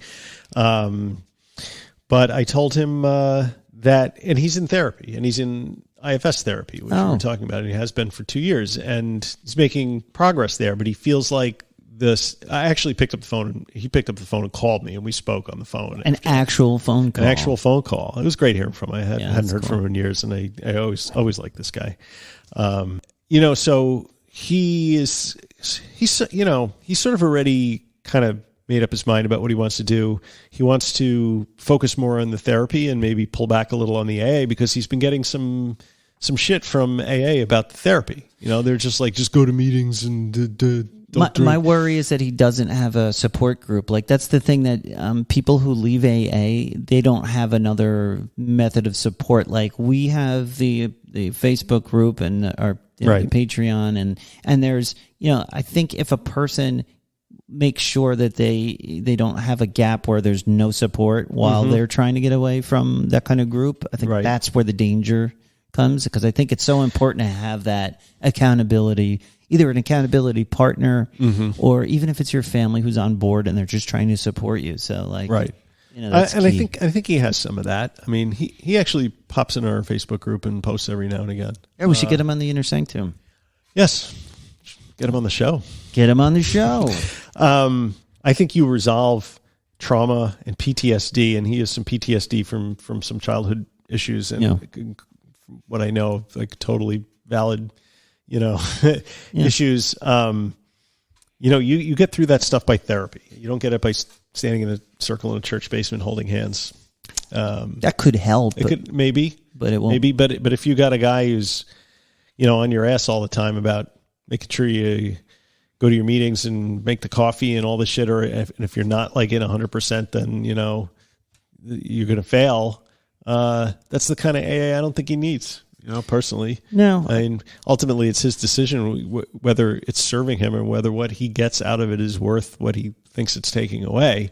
But if you feel like it's holding you back in your therapy, then Yeah, I mean, I'm just nervous to tell people run away from AA and not offer an alternative. Of course. It's important to do something. I mean, you don't want to do something detrimental, but I mean, I asked if he had any. I don't think he answered me if there was like smart recovery in his area or. We were going to do a refuge smart recovery. Yeah, I remember? mean, we sort of ran out of time. Yeah, I still want to do that actually, because I was thinking we could have meetings on the beach. Yeah, how awesome that would be, right? Smart recovery. We could bring back some swag to smart recovery, make it a little cool. Dopey Dave always talks about his beach meetings that he goes to. That's kind of why I was, thinking that might be like something to do. He's very dialed into AA and gets a lot out of it. Listen, and that's fine. Like if you get stuff out of AA, if you're the type of person for whom that your psychology meshes with that way of thinking, then have at it. Great. Yeah, the important thing is that you're doing something. But if AA if the people in AA in your AA meeting are telling you that they are the way, the truth, and the life, and no one comes to the Father but through me, maybe you need to find another way. Reach out, and that sort of brings me to maybe the last thing we want to talk about in this section. Is I wanted to just kind of talk about Evan Haynes, his interview, because it came up a little bit.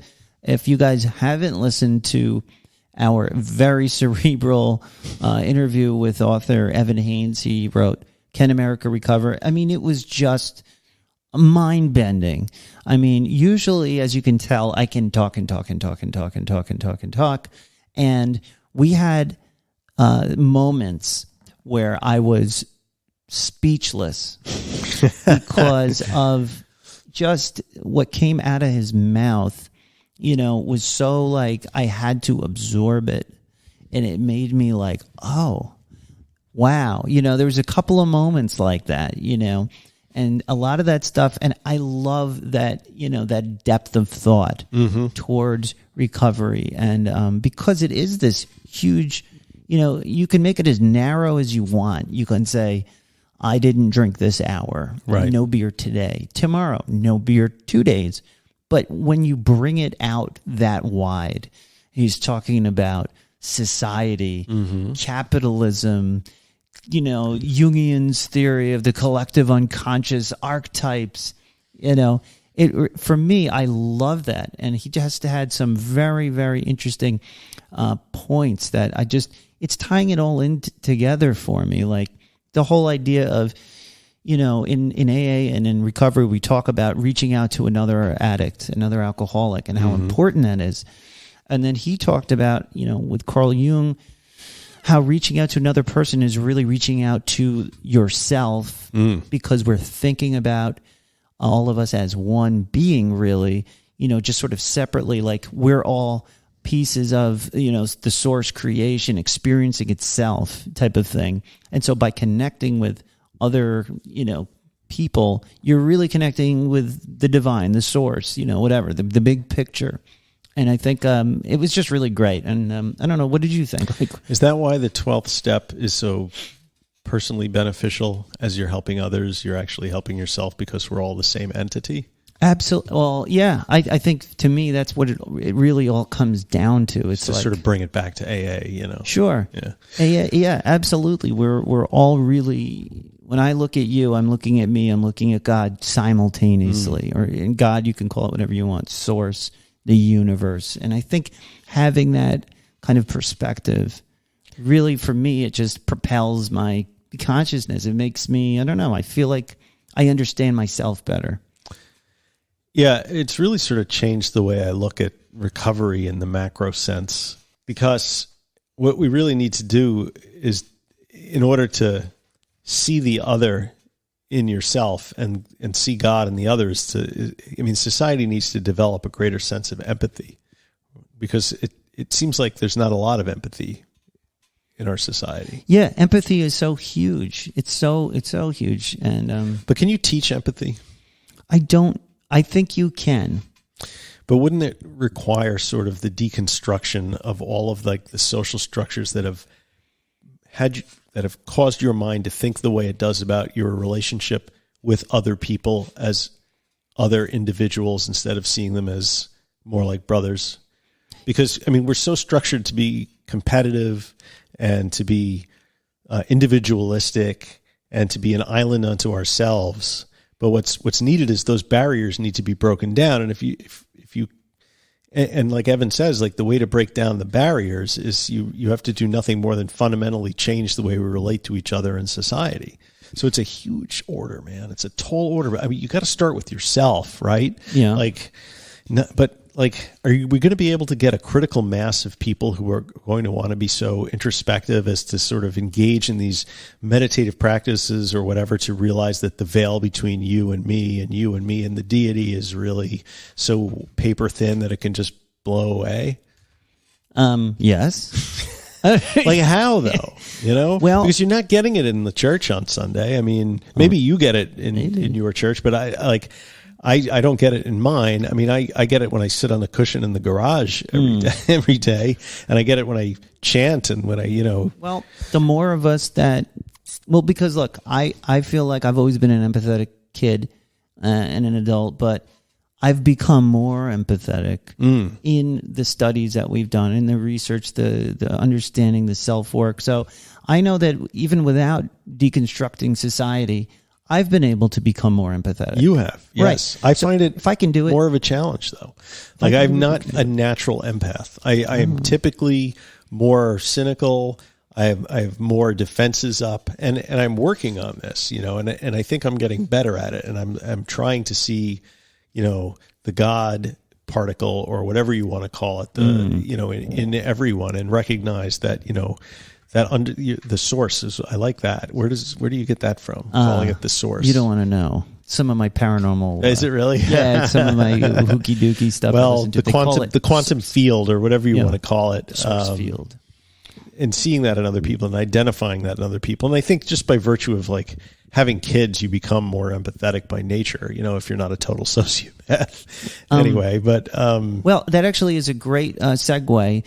And since we're speaking about my woohoo things that I listen to that talk about source, I'm going to end this segment with, here's a little saying that one of these paranormal guests said that you should say to help encourage the shift of Earth towards a more empathetic, place, right? And Marianne Williamson. Here's what here. You say. Here's the mantra: Earth shift happily now. Earth shift happily now. Earth shift happily now. Earth shift happily now. And with that, I think I'm going to take a break, and we're going to come back and discuss compare and despair and how it affects your recovery.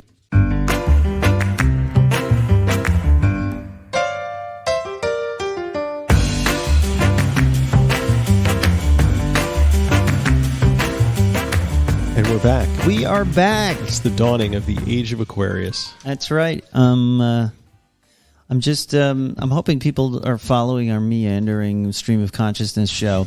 I wonder if people like more structure, like we do occasionally, or mind these sort of discussion-y shows. I don't know. I'm going to listen back to this. It's going to sound like I've been smoking weed all night. Smoking them tweeds. Yeah. So we're getting to the main topic of the night, and as I was just discussing with Mike, we've kind of been sort of hammering this point throughout the whole episode, the compare and despair. Yes.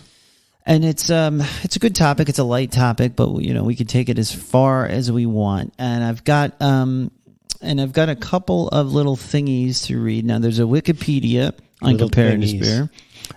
It's a verb, apparently. You're always talking about the little thingies. To distress oneself by comparing one's own situation with that of others who seem more successful. And then I've got something from Psychology Today. And it's by Kim Schneiderman. And it's How to Tackle the Green-Eyed Monster. And Kim writes, a former dance teacher used to say, don't bother comparing yourself to others. There will always be people better than you and worse than you. The most important thing is to ask yourself, am I improving?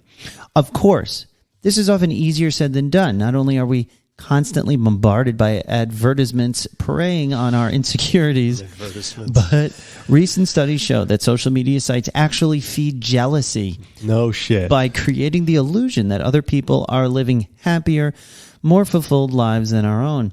I say illusion because, as a Stanford University study seems to suggest, people often underestimate the discontent of others. Most of us can expect to encounter the green-eyed monster from time to time. I guess that's jealousy or envy. Yes. And while we may never truly slay the beast, the following tips can help keep it at bay. 1. Acknowledge your jealousy without judgment. Envy is a universal human emotion that is at least as old as the Bible itself. The more you can own your feelings, the less likely you'll act on them. 2. Get in touch with the aspiration and wishes underneath the envy.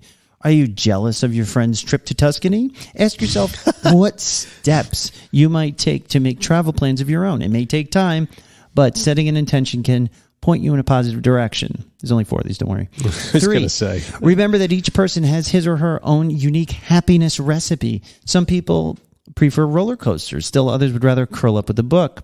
Being attuned to your own life purpose, needs, and accomplishment helps negate the need for comparison. And the 4th and final is, instead of comparing yourself to others, compare yourself to the person you were 1 year ago. I love that. 5 years ago or 10 years ago. Oh, dear. Are you wiser, happier, more confident, or peaceful? If so, take pride in your own growth. If not, explore what has thrown you off course or how you might improve your outlook. There's more of these, but I think that's a great jumping off point. I say the comparison is the thief of joy. Uh-huh. I say there's no reason to compare yourself to anybody. But I think... It's human nature. Is it? I think. Or is it economic nature? Because in the society in which we live, that is based on consumption, conspicuous consumption, always having to purchase, always having to buy, it serves the needs of the people making money or who want to make money to stoke the fires of jealousy and envy. Yeah, but I think you see this in the animal kingdom. I bet you caveman did it. Like, even the stray cats in my backyard, I feed them, 2 of them will be eating and there'll be another one. You can see they're getting like, I want that food. Well, that's different, but they're not, one cat's not eating Friskies and wishing it had Fancy Feast. That's a uniquely human thing. What about the caveman? Let's say go back to cavemen and like the guy in the cave next door, he's got, wild boar skin jacket and, you don't quite have one yet, but you're working on it and you're thinking about it. And maybe his caveman wife is a bit trimmer than yours or something, or the caveman next door, maybe his son is like progressing in his boulder throwing or hunting, skills. I feel like this feels like something that is natural, but you're saying no. I'm saying it's a construct. I'm saying that studies have shown that the natural human state is most likely one of cooperation rather than competition. I don't know. Maybe. Because I think, at least, I don't know. That's a bit beyond It's actually kind of a fundamental question, isn't it? It's also at the heart of the argument between what economic social system is best suited for human nature, a capitalist system of competition or a more socialist system of distribution of resources. But regardless, comparison is the thief of joy. An old saying goes, who is happy? He who is content with his lot. Keep a daily gratitude list of blessings in your life. I mean, that's a good idea. Yeah. It is. It is a good idea to wake up and to think about the things that you have and how blessed even in a secular way, how lucky or how blessed you are to have what you have. Can I admit something here? Sure. I want to admit something. I want to come clean about something that I do. It's a little Schadenfreude-esque. Okay. So it's a social media thing. Now, we're talking a lot about you're on social media and you see people, oh, look at his house. Look at the work they're doing. Look what vacation they went on. Right. One thing I do is, and don't tell anybody because I feel shitty about this. Okay. But between you and me, I will search, somebody I used to be in rehab with or someone I know I haven't spoken to in 6 years, but we're friends on Facebook and I know they're still, running around in their addiction and disease and stuff like that. And I check to see, just where they're at. And sometimes I get a little I don't know. Better off than that guy. Yeah. A little bit. And I feel shitty about it. I'm saying it out loud. I think everybody does that sometimes. But I seek it out. Like looking up an old ex. Yeah. Well, I seek it out. Yeah. And it makes me feel better. That's that Schadenfreude. I love that word. It's that feeling better with someone else's demise. And that's unhealthy. But I suffer from that too. I look to see anytime people are posting, it pops up and I go, man, I wish I was still playing in a band. Or, some of my musician friends, they'll post a picture of their new guitar, or something like that. Yeah. I'm like, oh man, I wish I had that, or things of that nature. It's hard not to get sucked into that. I agree with you, but it's like you are like it came up with you and with me with respect to our college trajectories, let's call them. Yes. Where I have a lot of envy. It took me envy. the 13 years to get through undergrad, and every single year of those 13 years I looked at friends that I had that I started college with who were going on and I had like a career anyway, but I was still going to school at night and I always felt like a lesser human being. Me because too. I didn't have that credential and that degree. 100%. We both went through that exact same thing. And but it didn't serve, it didn't help me. But did it give you inspiration to do more? No. Do you think there's any positive side of that? I would have done it whether or not the people that I knew had degrees or not, because I was doing it for me. I wasn't doing it for them. I wasn't doing it to impress anybody other than myself, really. And I think that's what it comes down to, is you shouldn't do these things for other people. You have to, it's much like recovery. You have to do it for you. You have to be the reason. Let's say you're on the beach. Okay. And you're feeling pretty rad. That's my usual state of being on the beach. I'm rad. You like your bathing suit. Oh. You're having a good hair day. Oh. And if you This is great. If you had to rate your body satisfaction, it would be at a solid 8. Suddenly you look up from the selfie you're taking and you see and you see 2 models walking down the beach trailed by photographers. Oh my. Self-critical thoughts start darting through your brain and your body satisfaction plummets. Totally what? Totally illogical, right? Those models. Wait, where does my body satisfaction fall from an 8 to like a 4? Well, because you're looking at these models. This is just I don't know. Who presumably have much better bodies than I do. So psychological studies back up the idea that constantly comparing yourself to others can have a negative impact on your mental health. No shit. So it feels terrible. Why do we keep doing it? Well, for a couple of reasons. Oh, okay. First, what are those reasons? Firstly, humans are a tribal species. Understanding your social standing has an evolutionary advantage.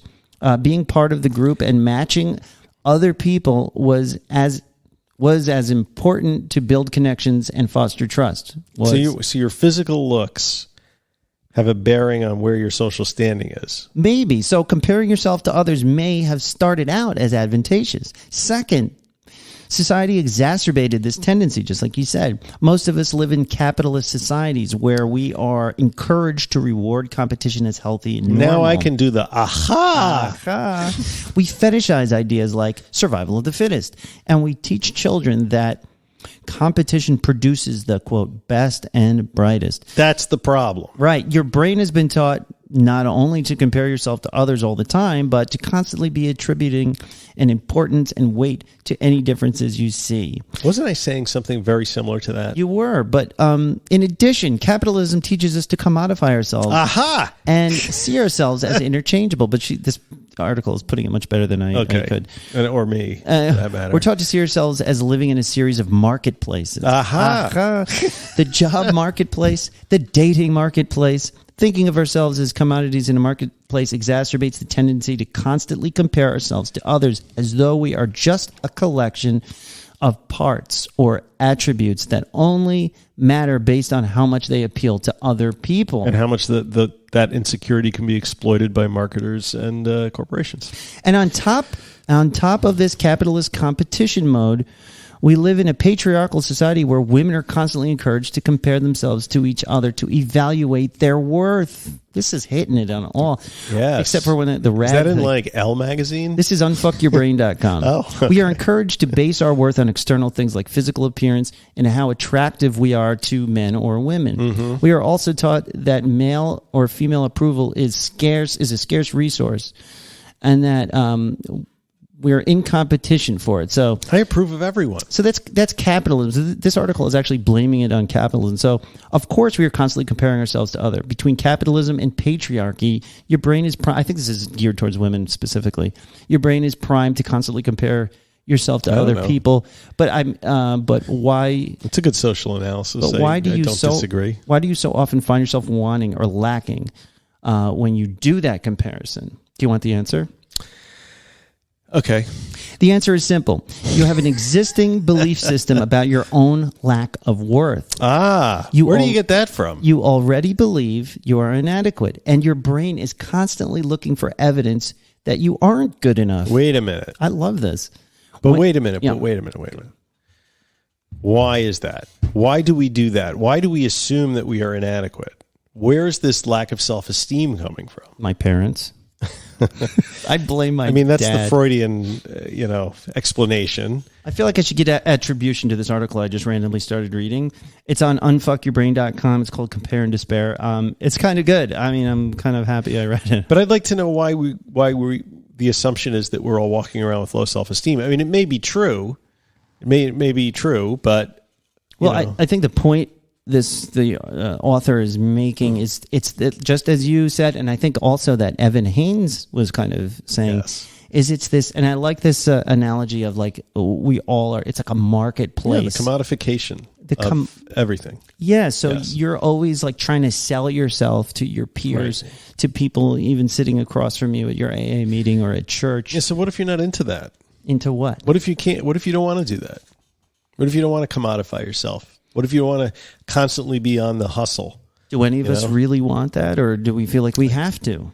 I don't know. But I think people who suffer from substance abuse disorders and who already have self-esteem issues may find this problem to be particularly vexing because, we cover up for this perceived low self-esteem and inadequacy by using drugs and alcohol. Well, ultimately, compare and despair boils down to two things to remember.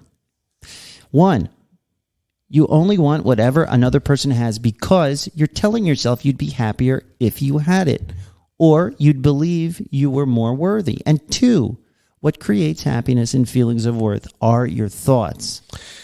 That was from the article. But your thoughts are not you. Aha. Remember?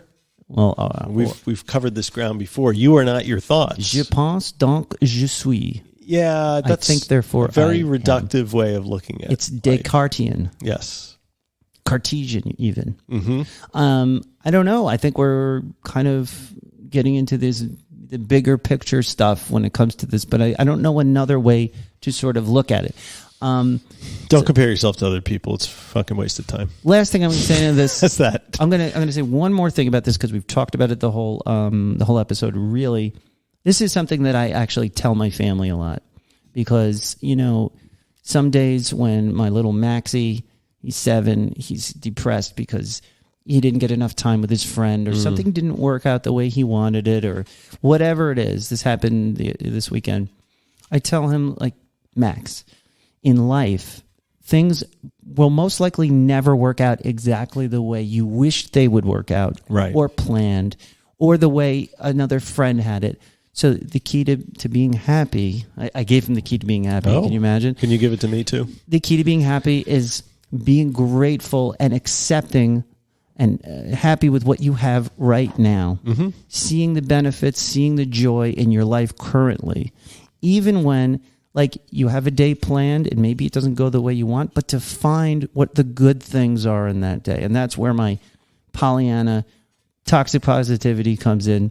And I think if we can just do that, like she says in this article, to compare where you are now to yourself a year ago, 6 months ago, that is a better gauge of how you're doing and like how you're really feeling. I think that's a good idea. I think it also bears remembering that living not too far in the future with those anxieties and not too much in the past with those regrets is a good idea. You need to live more in the present. And I think if you do that, you won't be so envious of other people and you won't be comparing yourself to them. Shift happily now. Yes. And that was the main topic. Tell us what you think. Write us at mikeR@middleagesrecovery.com. Or just put it up on the Facebook group. And Either or. Either way. Okay. Yes. Can we do the thing now? Recovery in the news. Yeah! All right. Recovery in the news. Recovery in the news. Recovery in the news. Recovery in the news this week is an article from the Old Gray Lady, the New York Times, which has finally gotten around to something that I've been beating the drum on. Beat it. Beat your own drum. I'm beating my drum all the time. What I finally have gotten around to covering, what I've been it's sort of been on the edge of my mind as everyone's been talking about all these increased deaths from opioids that have occurred during the pandemic. And I keep shouting, well, what about the alcohol deaths that have been high all along? Well, according to this article in the Times, alcohol-related deaths spiked during the pandemic. A study shows the deaths were up 25% in 2020 compared with 2019 amid heightened stress factors and delayed treatment, according to a new report. Let's just pause for a moment and consider that a 25% increase, a 1 in 4 increase over the year before is a pretty significant statistical situation, don't you think? What's the increase again? I zoned out. Wait, what? Alcohol-related deaths. Fuck. Why am I laughing? That's awful. I don't know. How dare you? So it was a big study. It was done by researchers with the National Institute on Alcohol Abuse and Alcoholism, which is a division of the NIH. It was published in the Journal of American Medical Association last week. I see. Using information from death certificates, the researchers included all deaths in which alcohol was listed as an underlying or contributing cause. The assumption is that there were lots of people who were in recovery and had reduced access to support that spring and relapsed, said Aaron White, the report's first author and a senior scientific advisor. Now, the statistics in here were nothing short of shocking. Shocking, I say. I'm shocked. Among adults, and here's the one that really got my attention, because you're probably sitting there listening through your ear holes and saying, not another discussion of pandemic overdose deaths. Please, God, no more. But did you know that among this is not funny. I'm not laughing. I'm just tired. All right. Go on. Among adults younger than 65, alcohol-related deaths outnumbered COVID-19 deaths in 2020. Jesus. Because COVID's a hoax and it wasn't really killing anybody anyway? Some 74,408 Americans aged 16 to 64 died of alcohol-related causes. Wow. while 74,075 individuals under 65 died of COVID. Wow. It's a crazy statistic. And the other crazy thing is only 75,000 individuals under 65 died of COVID. That's crazy to me. But anyway, and the rate of increase for alcohol deaths in 2020 outpaced the rate of increase of deaths from all causes, which was 16.6%. The alcohol-related deaths went up for everyone, men, women, every ethnic, every racial group. Deaths among men and women increased at about the same rate, but the absolute number of deaths among men was much higher. Wow.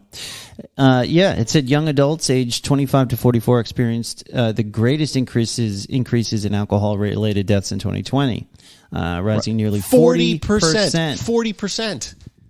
It's not good, folks. Young adults, 25 to... Who is dying aged 25 to 44 from alcohol? Like, it's one thing if we're talking about, like, cigarettes, and society has roundly criticized tobacco makers, and there's not advertising anymore, and it's generally shunned, but we have something that is being promoted relentlessly on television, and, wherever you go, it's being promoted. It's not at all out there that this is this dangerous. It's horrifying. And one of the most successful companies during the pandemic was a company called Drizzly. Have you heard of this company, Drizzly? I have not. Drizzly is sort of like the Uber Eats for alcohol.